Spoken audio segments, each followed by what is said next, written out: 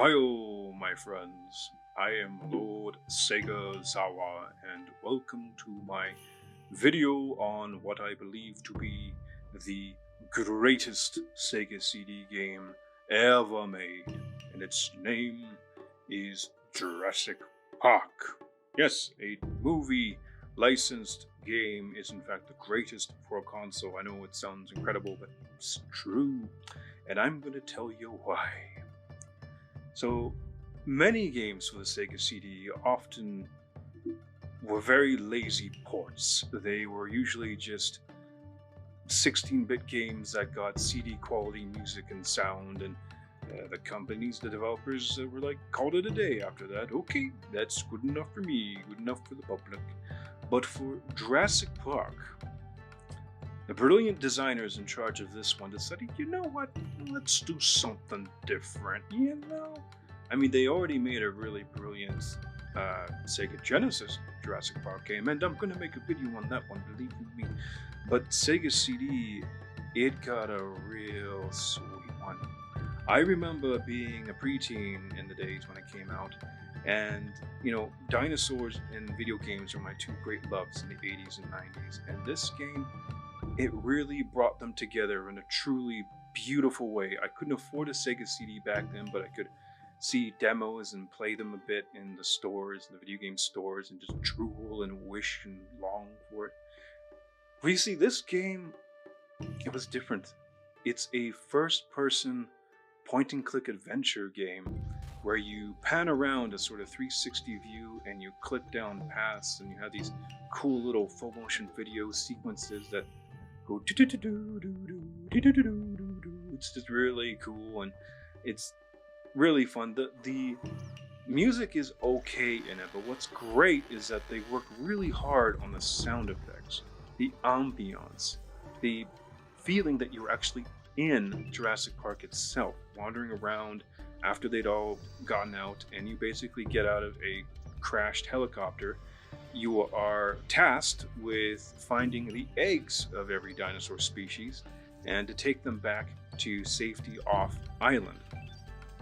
And so it's a fairly kind of laid back game. You're wandering around, you've got to interact with the environment, you have to interact with the dinosaurs, and that doesn't mean blow them all away like most games of the 16-bit era.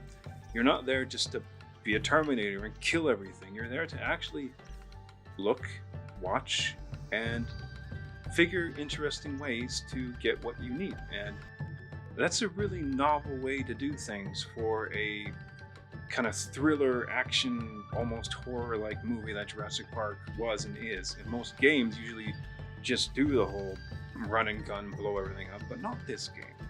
Oh, no. In fact, Sega made a whole multimedia center experience group for this that made barely any games, but they made this one. And you can even find this hilarious because it's so dated, but also just awesome because of that, behind the scenes featurette. And I want to play a little bit here so you can get an idea what the developers were doing on this game. It's really cool shit, so have a listen. By just getting our pencils out and start drawing what the designers have set out for us. And as you can see here, I've got the 4 screens just drawn up, and we then scan these with just a conventional scanner onto a Macintosh. So we get our first look at it on the screen in a sort of a pencil form, a pencil rough. We also do animal animations, and we're using SGI machines, and we're using a very sophisticated animation tool, which does a 3D model. Essentially, you're looking at it as a camera would look like at a real space, and you're building objects in that space, and they're real 3D, so you can take a camera and go around it and really see it as a 3D object. We did some study on seeing what animals move like today. For instance, ostriches are sort of distant relatives of dinosaurs, according to the latest theory. We're seeing the environment unfold. The animals are starting to be there, and now we're giving them, the programmers are giving them behaviors and actions and reactions. So wasn't that cool? You got to see early 90s diversity. There was a woman in charge of things. She was doing the designs, the hand-drawn graphics, because they literally are hand-drawn, as she showed in the little sequence there. And there's an Asian American, an Asian speaking with a non-Asian accent. What world do we live in? I'm Asian, by the way. So I just thought that was rather funny. But you can see in that little sequence that they were actually, using CGI, or like I think she said SGI, like workstations to create the graphics in this game. And they were thinking about how dinosaurs acted as animals, what their behaviors might be for the player to interact with. And so they were thinking about that for all the different species. And it was just a way more thoughtful production than a typical video game would be, especially one with dinosaurs, because typically they wouldn't be thinking about that. They'd be thinking about how can we make the dinosaurs in this video game scary and go rawr and have you run away from them and kill them. This game was like, nah, how can we get you to interact with them? Because the goal is to get the eggs, not to kill the dinosaurs, just to get the eggs. Most of your weapons are tasers and stunners, and it's just a really unique kind of experience that you simply can't find on just about any other system of its day throughout the 90s. This kind of thought process being put into a game just was very rarely ever heard of. And it's really cool too, because as a showcase for the Sega CD, as I said earlier, most games were usually 16-bit ports from the Genesis, just with better sound and music, whereas this was actually trying to utilize some of that graphical power that the Sega CD has, not just to do like kind of Mode 7 crap or something like that the SNES has, which the Sega CD could easily do, but to just create this ambiance and this immersive world and experience for you to go into.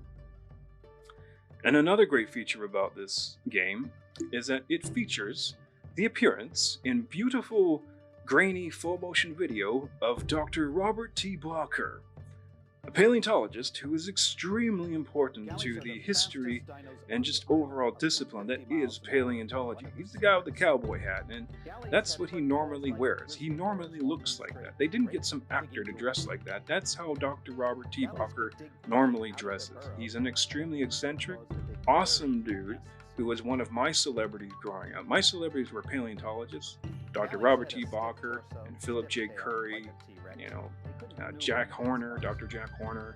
Call out to you, because I'm totally going to tag you on Twitter when I make this video. You're awesome. And I loved all three of these guys. I met two of them in person, Robert T. Blocker and Philip J. Curry. Curry was, of course, better because Curry's awesome. And I'm Canadian, and I'm biased for Canadians. Curry's really adorable. But Blocker was awesome, too. And he's eccentric, a bit of a notorious in some circles of paleontology. But here he's on full display, as animated as a peacock, and it's fantastic. He gives you these descriptions of dinosaurs, of all the species of dinosaurs. You have to find little CDs in the game and put them into these kiosks to watch Blocker talk about them, and you get these cool drawings as he animatedly describes their behavior. It's really fun and cool. And the information he's talking about, yes, it's very outdated by now, because it's the early 90s, but that's the cool thing, because it's basically a little snippet of the history of paleontology. And I love the history of science. I've studied it in university, and I may continue to study in university. It's a fun discipline. A lot of people don't know much about it, but it's cool. Getting this game means that you have a little piece of the history of paleontology. It very much is an educational game, so kids could totally nag their parents, but Mom, it's for education. Like, okay. Because it really is, and it's just also really freaking cool. And I actually really love the full motion video sequences and cutscenes that these CD-based consoles brought to the market. I really love them. I still love cutscenes and whatnot. World of Warcraft is my favorite game, and I love every freaking cutscene that happens. I never skip them. Everyone else does, but I'm like, I love this. So I freaking love it in this game. And another cool thing, personally for me, is that the other person you interact with in this game is the beautiful, adorable Emily Shimura. She's a cutie, and you get to see her a whole bunch in this game. She talks directly to you. It's really fun, You even see her having lunch for some reason, which is really funny. But she's also part of the Nikkei community. That's my community. That's the Japanese diaspora. I'm Japanese, and I'm Canadian. We've been in Canada for over 100 years, and we never get represented. But we do in this game, so it's like, cool, man. She's the American version, of course, but whatever. Ethnically, we're brothers and sisters, so hey, sister. I think it's really cool, and any of you with Japanese fetishes, you might find it cool too. And yeah, so I mean, like, as you progress through the game, the story does ramp up a little bit. It's not a very long game, but it's fun, and like I said, it's immersive and it's unique, and you know, it's one of these very rare Sega CD games that isn't just a port of a 16-bit like 2D side scroller. It's actually taking advantage of the Sega CD's power with CGI sequences and whatnot. It's just a really awesome game that never gets any love whatsoever. Nobody like Metal Jesus or Sega Lord X or any of the big boys who talk about retro gaming and girls that talk about retro gaming, you never ever mention Jurassic Park for Sega CD. And so that's why I'm here. I'm gonna do it. And I hope you've enjoyed this, and I hope I have given some proper love and affection to this excellent, wonderful game. I don't want you to go out and get it, because that would mean that its price would possibly skyrocket on eBay, and right now its cost is actually quite low. I still want this game. The Sega CD is ridiculously expensive on eBay still, which is annoying, and I really want to polymega to play these CD games on, but that thing's frickin' over $700, and I'm poor as hell. This is my little tyrant. Just don't buy the game. It's mine. Mine, I tell you. And you can never have it. But I still want to gush over it and say how great it is, because it is great. It's awesome. And these have been my thoughts on what I believe to be the greatest Sega CD game of all time. Tell me what you thought. I'm getting back into the video making thing, and I hope I finally found a good way to do it. And I hope you've enjoyed this, and I will be making many more videos on gaming and paleontology and possibly other things, but I kind of want to keep it on those two subjects. So come check me out on Twitter, Lord Segazawa.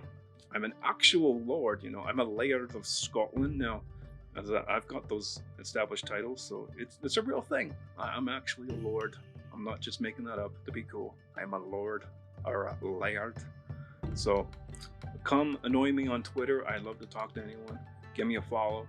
Give me a like and subscribe here. I'd really appreciate it. I'm trying to start over on YouTube, and I hope this will be my Big Bang return video. So I hope you've enjoyed it, and with that, I shall say sayonara.